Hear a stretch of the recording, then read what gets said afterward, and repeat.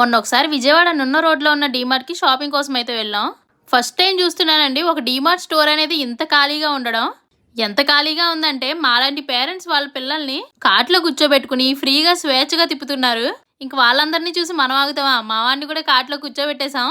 అయ్యాన్ ఎంత పెద్దోడైపోయాడంటే ఈసారి షాపింగ్ అంతా కూడా వాడే చేశాడు. ఈ స్టోర్ ఈ రోజు మాత్రమే ఫ్రీగా ఉందా లేదంటే ఎప్పుడు ఇలాగే ఉంటుందా అని కిరణ్ అడిగాను.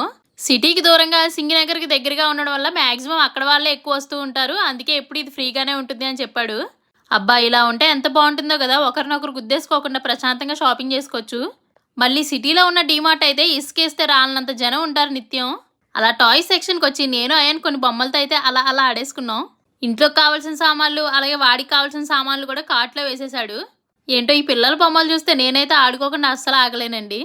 కొంపతీసి మా అమ్మలోకి చంద్రముఖి గానీ పూనేసిందా ఏంటి అని చూస్తున్నాడు మా వాడు. మీరు కూడా టాయ్స్ సెక్షన్కి వెళ్తే ఇంతే చేస్తారా? Please subscribe.